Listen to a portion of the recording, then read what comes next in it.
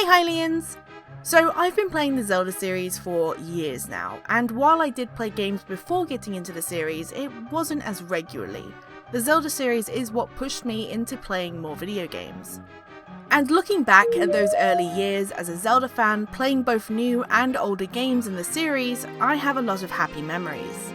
But for anyone playing video games as a kid, whether it's intentional or not, you might come across some things that scare you.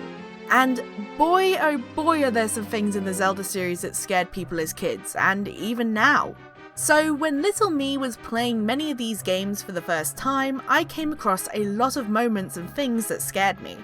So today, to celebrate the spookiest day of the year, I wanted to take a look back at some of the things from the Zelda series that really did scare me as a kid. Some of these things will be more understandable, and some of them will be a little bit more on the silly side. To make this video a little bit more interesting, I'm also going to try and avoid some of the more well-known scares. Things like the Re-Deads, the Dead Hand, and the Blizzetta intro. These things did creep me out as a kid, but I don't have as many vivid memories of them. And they're also things that many people have already talked about before. And so, with all of that intro out of the way, I want to say a very big happy Halloween, Hylians, and let's begin on this special spooky video.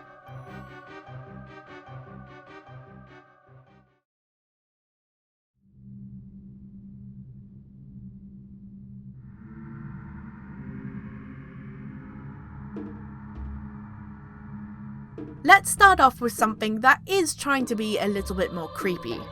The Wall Masters and Floor Masters are memorable monsters for being creepy, though they are a little overlooked when compared to other monsters like the Re-Deads and Gibdos. The Wall Masters have appeared in many Zelda games and have been around since the very first. They've had different looks and different ways of attacking, but have stayed fairly similar over all of that time. I think all the different Wall Masters creep me out over the years. The idea of a giant hand coming after you is pretty creepy to most players. The Wall Masters and Floor Masters from Ocarina of Time are probably the standout for many people. But for me, there is one version of the Wall Master that really scared me as a kid. The Zant Hand. The Zant Hand is an enemy found only in Twilight Princess, and as a kid this thing horrified me. The Palace of Twilight was already a very creepy location, but this sent it over the edge for my younger self. When making your way through the Palace of Twilight, you'll come across some enemies called the Phantom Zants, which act as mini-bosses. After beating the Phantoms, you can then walk forward and take the Soul, an item which you would need to then carry all the way back from that room to the start, using it as you went to activate stairs, elevators, and other puzzles to help you get all the way back. So after taking the Soul and beginning your walk to leave the room, you see this.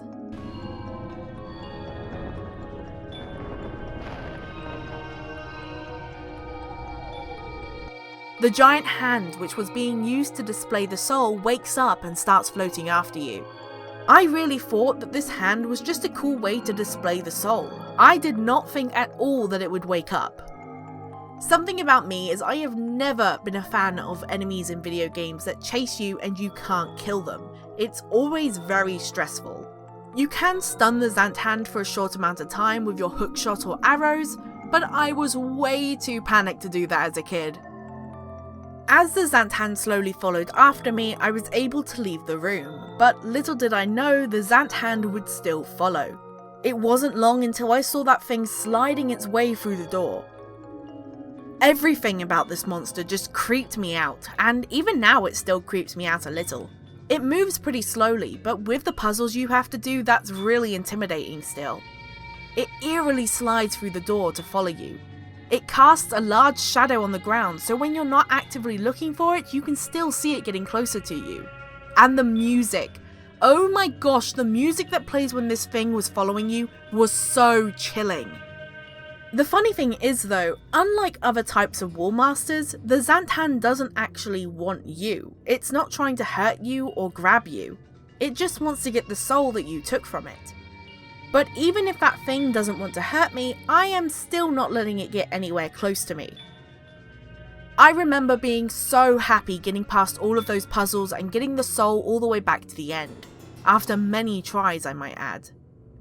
But I was not happy when I realised I had to do it all over again for a second time.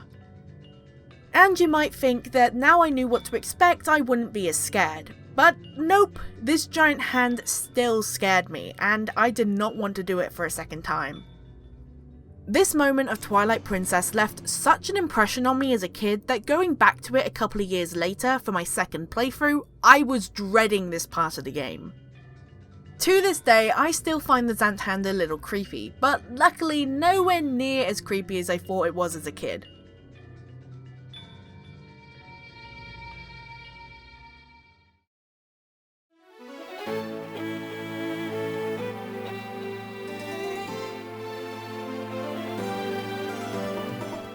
I love Spirit Tracks. It was the second Zelda game I ever played, and it was the game that made me realise the Zelda series was not just another one-off little game, but a much bigger ongoing series. Seriously, growing up, most of the games I played were pretty standard one-off games. So finding out that the Zelda series was a thing and had so many other games a part of it was so exciting for me. I have a lot of memories playing this game as a kid. I love it so much. The music, the train, the story, seeing characters I knew from Phantom Hourglass. It was so much fun. Hey, I even liked the Tower of Spirits. Spirit Tracks is actually a pretty chill Zelda game. It has an engaging story, but the actual gameplay and puzzles aren't all that difficult. And the game itself is pretty calming to play. Well, that last part might be a little bit of a lie. There is one thing in this game that brought on so much panic and fear for me as a kid. The dark trains. Hello, nightmares. I remember as a kid being deathly afraid of these trains. For the very early parts of Spirit Tracks, it's pretty normal. You're just driving around with your train, avoiding some other normal looking trains, and it's all easy. But it isn't long until all of that changes. After teaming up with Zelda, making your way to the Tower of Spirits, and leaving with the Spirit Train, those normal looking trains change into these monsters. And I remember thinking something like, oh, a new monster, I should be careful. But little did little me know just how careful she should be. You see, the dark trains are not only unable to be killed, but they are also a one-hit kill. A game over. I thought that if I got hit by one of these, I would maybe lose a single heart, a little bit of health on my train. So getting hit by one of these things and seeing it was an instant game over, I freaked out, and I did not want to get anywhere near these things. Which is pretty difficult not to do, saying at many points in the game you would have to pass them or move around them to get to other locations. Still, that doesn't sound too hard, right? Just don't pull out in front of one. Wrong. You see, the dark trains are slightly faster than you, and while it isn't a big difference, that difference does quickly add up. You could be driving your train around the tracks and a dark train is behind you. It could be pretty far to start with, but these things catch up fast. The worst part about it is when you don't realise one has started following you. You're calmly making your way to your next location, listening to the beautiful overworld music that Spirit Tracks has to offer, when it's suddenly and abruptly cut off and replaced with this.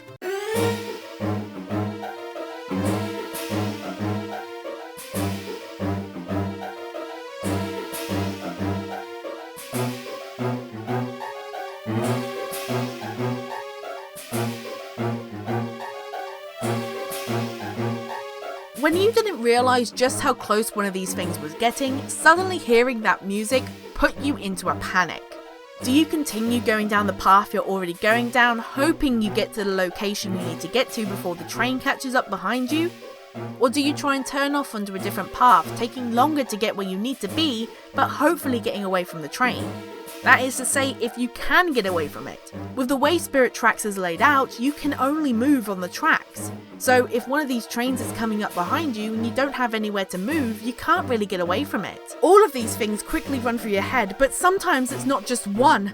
Sometimes you can have multiple trains that pass over the same tracks, meaning that sometimes you can get stuck between two of these things having no way out leading to...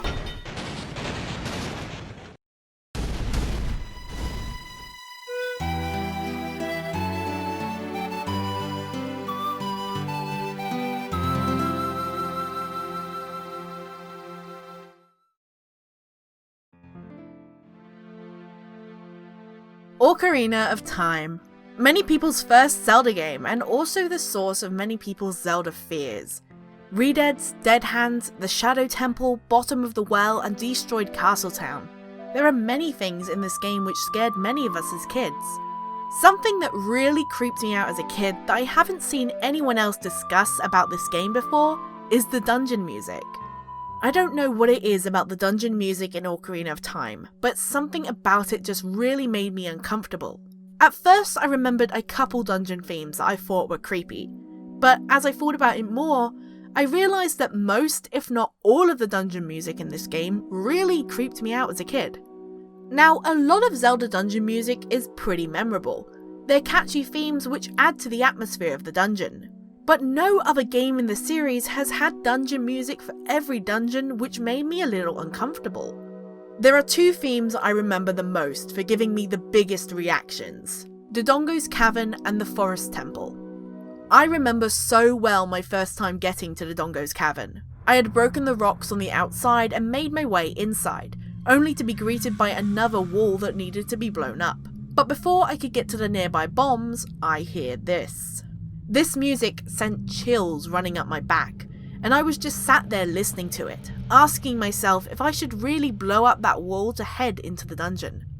After talking some sense into myself, I went and got those bombs and blew up that wall to truly enter the dungeon. And then I got the dungeon opening cutscene, showing the giant Dodongo skull, and that mixed with the music is all I needed to turn off the game and come back a couple of days later.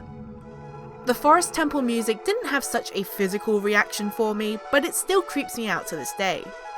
Out of all of the dungeons in Ocarina of Time, the Forest Temple is the one I have always found creepy, much more than places like the Shadow Temple and Bottom of the Well. And I think the music is a big part of that. The singing is a big part of this theme I think everyone remembers. Growing up, I think this sounded creepy to me, not just because it would slowly and eerily fade in and out, but because it sounded kind of like young Link's voice. A familiar voice, but different, distorted. It's strange, as the music is actually pretty calming, but the creepy voice and the fact that this plays within a dark dungeon just changes that calming feel into something that just doesn't feel right. To me, all of the dungeon music in this game just sounds kind of off. It's not that the music is bad, and I actually do love all of the music, but it's something about the dungeon music in Ocarina of Time that just feels kind of wrong. Whether it's the pipes included in the Great Deku Tree,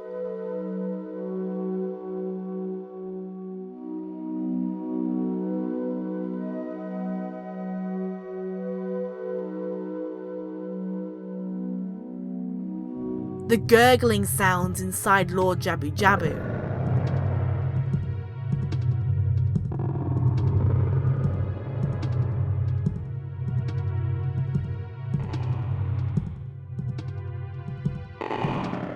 the high-pitched twinkling chimes in the ice cavern,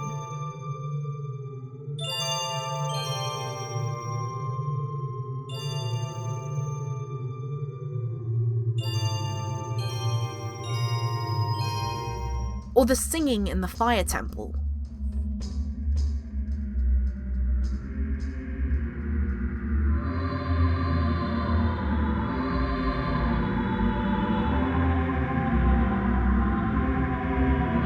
All of the dungeons in this game have music with a very eerie and mysterious feel to them. The music makes the dungeons feel a lot more lost and forgotten, old places with history to them. As much as the music scared me as a kid, and how some of it still sends chills up my spine to this day, I love the dungeon music in Ocarina of Time. The music having this creepy, mysterious feel to it I think really adds to the dungeons. A lot of the dungeons now have more memorable themes, more catchy songs. And while they are amazing, I think this creepy feeling given off by Ocarina's themes is something special.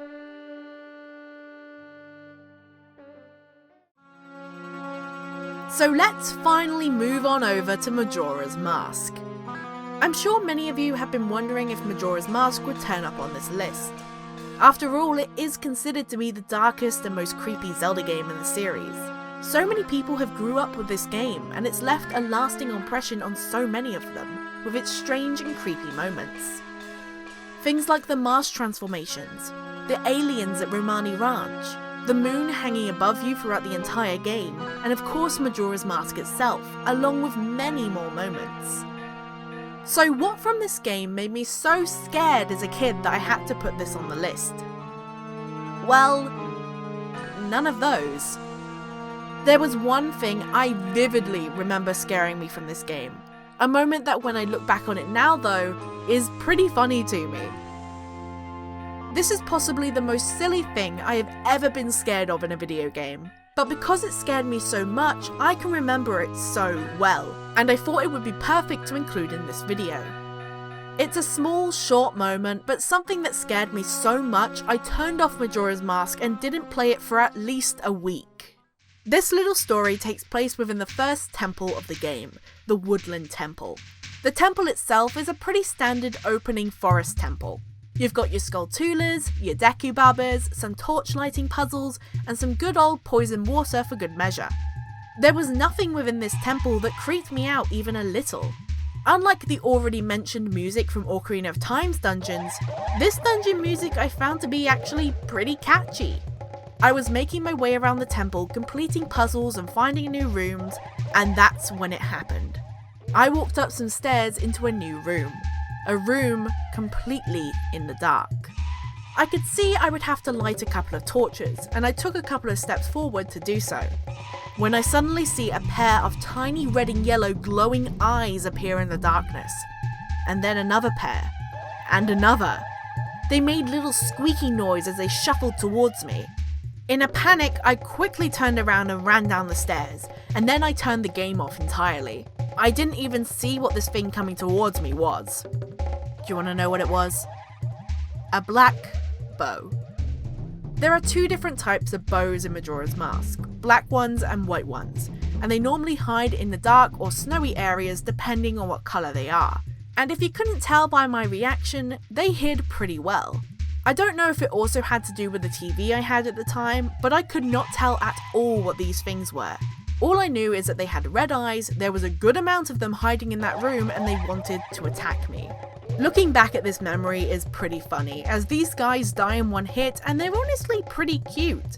They're just little fuzzy puffballs. But the fear of the unknown is what really did it for me in that moment. I hadn't yet seen the bows in Majora's Mask, despite them being in the first room of that temple. I just must not have looked down. And up until then, I don't think there was really any fully dark rooms. All of that mixed together created a perfect scare for me, but it's now something that I will always remember from back then.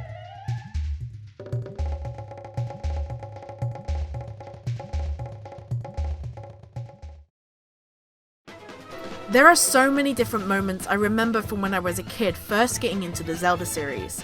This series means so much to me, so it's no surprise that I'd have good memories with it. And even though the memories I shared with you all today are ones that originally scared me a lot as a kid, it's fun to look back on them.